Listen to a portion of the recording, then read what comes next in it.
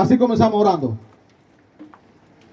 Señor, que nunca acepte 1, 2 y 3 conmigo. Venga, venga, oren también ustedes. Señor, que nunca acepte resignado la explotación de los pobres, cualquiera sea la forma que se realice.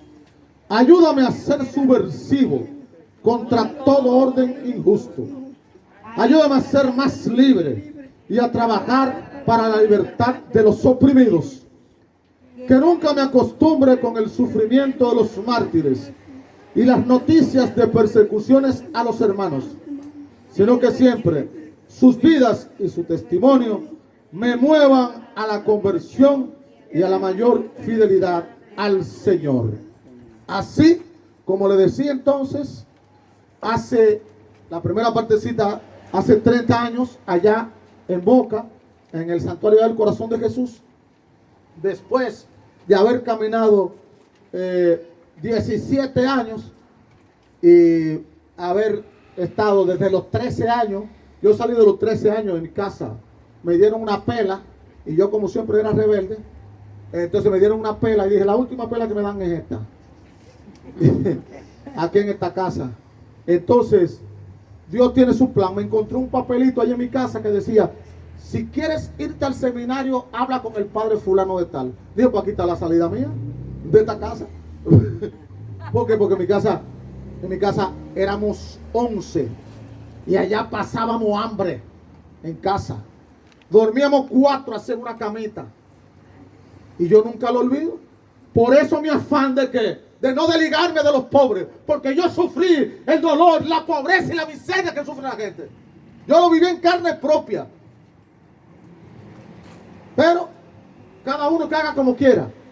Entonces me salí de allá de casa, me salí volando de casa, me escondí y me fui para Jarabacoa. Un día, entonces aproveché ese papelito, hablé con el cura me dijo, vete, ven, que te vamos. Estuve un fin de semana y entonces me gustó allá. Allá se jugaba, se iba al río, se estudiaba y había que comer. Y no, ¿para qué que yo tengo que quedarme? Pero miren cómo es Dios. Miren lo burlón que es Dios.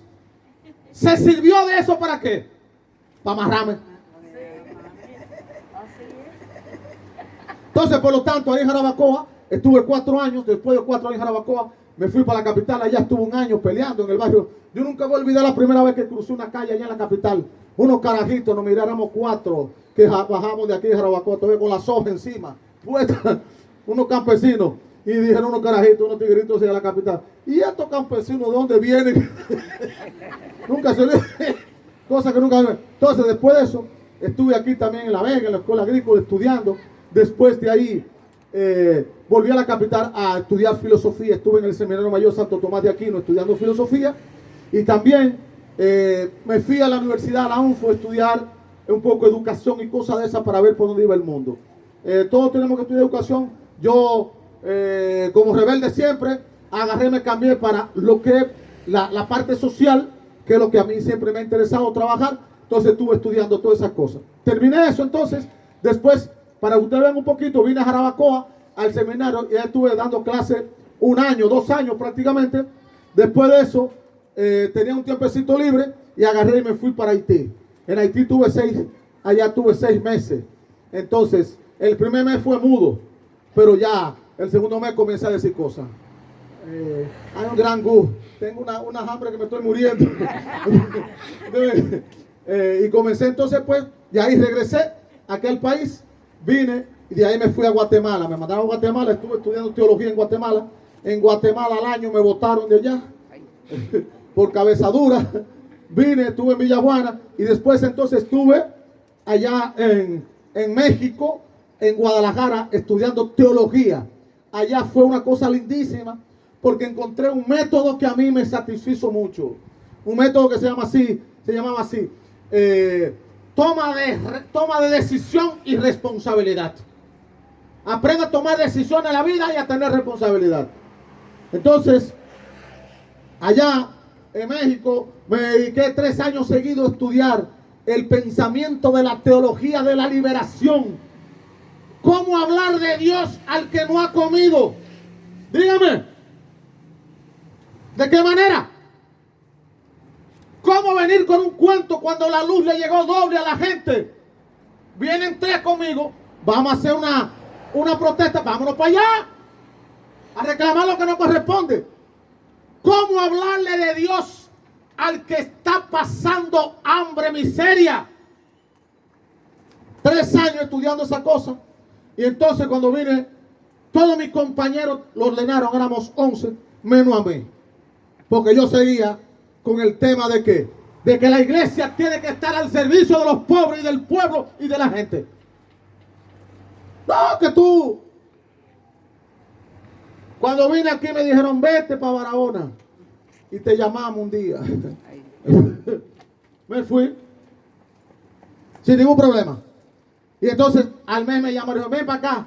Y estuve trabajando entonces allá en la capital, en un colegio, pero la vida menos el colegio, pero entonces del colegio me escapaba para allá con los hueles cemento, lo loco de la cueva del malecón allá, los más pobres, siempre detrás de esa cuestión que es lo que busco. Entonces, después de eso, estuve trabajando allá en Cristo Rey, de Cristo Rey me votaron, me mandaron para Nagua, de Nagua al año dije, no te queremos aquí, me fui también, después para Villarriba, en Villarriba llegué allá, y entonces el cura de allá me dijo, ahí es que tú vas a vivir, en el cuartico del servicio, una cama llena de calcón y cayéndose, y yo le dije esto, yo no quiero comodidad, pero dignidad sí, por lo tanto, yo ahí no me meto. Y entonces, óigame, me dijo, haz lo que tú quieras, entonces, me dijo, haz lo que tú quieras, ya tengo autorización. Es como la mamá que le dice a la hija, haz lo que tú quieras. Y viene ella llorando. Ay, mi mamá me dijo que haga lo que quiera. Pero esto está diciendo que haga lo que tú quieras, sea babosa, muchacho, el carajo. Óyeme, me fui y alquilé una casita y en Villarriba vivía como todo el mundo. En medio de vaca, de un establo cerquitita, con un bajo que no lo aguantaba, pero ahí me quedé. Mis hermanos fueron 2 veces y me dijeron, Rogelio, basta ya de sufrimiento, venga, usted tiene familia. Yo le dije esto, yo todavía no he pasado el desierto que Dios quiere que yo pase. Por lo tanto, espérense. Y ahí aguanté. Y ahí vine para acá, para La Vega. Y de La Vega estuve en María Auxiliadora trabajando. En María Auxiliadora fue un trabajo enorme. Ahí dejamos más de 89 viviendas a la gente que no agradece nada nunca. Para mí me importa. Yo no estoy haciendo cosas para que me agradezcan. Dios es el que sabe lo que usted tiene que hacer y punto. Entonces de ahí me armaron el lío ese. Que yo tenía muchísimos muchachos, muchísimos hijos. Yo tengo más de 60. La última fue una carajita ahí en Miranda, ahí en Acapulco. Cuando yo voy para allá, la carajita me cata, me papi, papi, papi.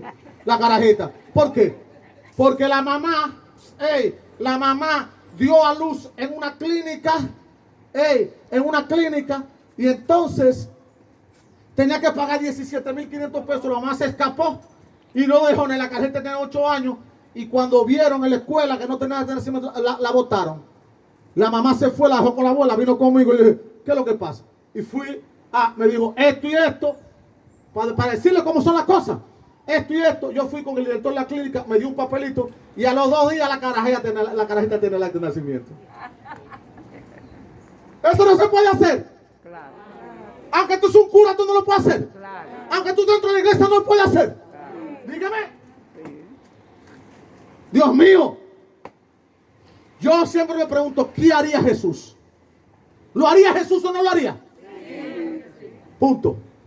Entonces, ese es un poquito para que tengan una idea de por dónde van las cosas. Óigame, escuchen esto. Gracias a Dios, los 30 años han sido 30 años de servicio a los más pobres, porque eso fue lo que me propuse. El lema mío lo dice ahí, Lojita, dicen. Mírelo ahí. Mírelo. ¿Qué dice? El Señor me envía a anunciar buena nueva a los pobres. Y eso yo lo he tomado con demasiado serio, yo lo he tomado. Óigame, lo he tomado demasiado serio. Y donde quiera que esté, voy a estar al servicio de los que menos pueden. Y voy a pelear por los pobres. Y voy a vivir como un pobre y vive como toda la gente. Me dijo uno los otros días, pues tú no eres pobre, tú una camioneta ahí que te van donde tú quieras. Digo, pero ven, si se le ha negado algún servicio en ese vehículo a alguien.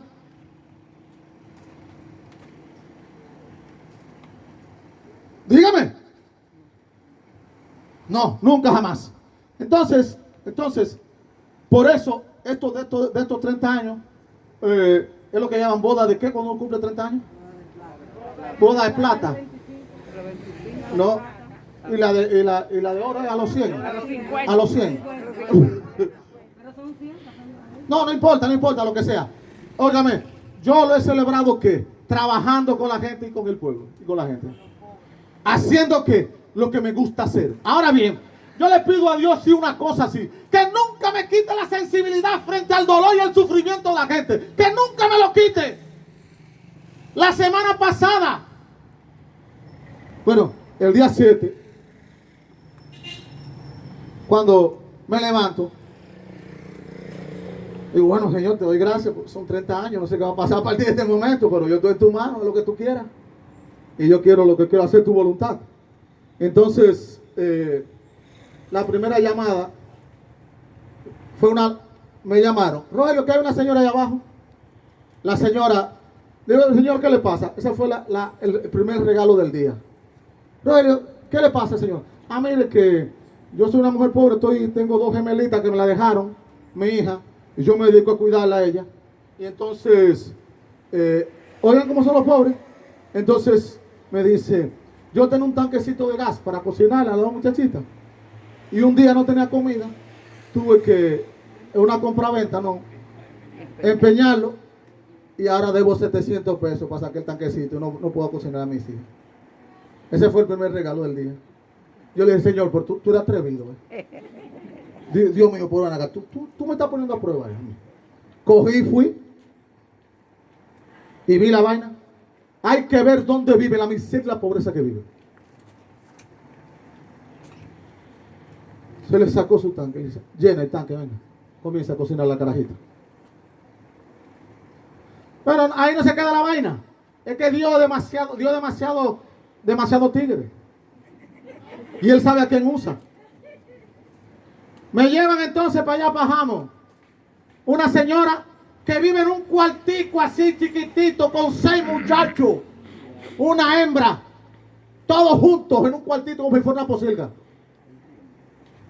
Me fui para allá, para el centro, a ver si consigo un camarote, a comprárselo.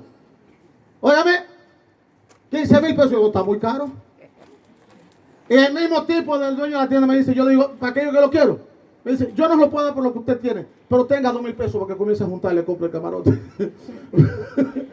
Dios es un burlón. Dios es un burlón. Y esta semana lo mandé a hacer con un amigo de aquí, un señor de aquí, el camarote, y esta semana se le lleva el camarote a esa familia. Termino esta primera parte con esto. ¿Por qué? Porque yo pude haber dicho, doña, pero a mí me importa, porque usted se puso con el tanque ese. A mí me importa eso, usted es la culpable de esa vaina. No, vamos a ver qué es lo que pasa. Esa señora que tiene el problema, oye, los hijos no son míos, a mí me han achacado muchísimos muchachos y cojo para allá, a lo mejor me achacan eso también. ¿Ah?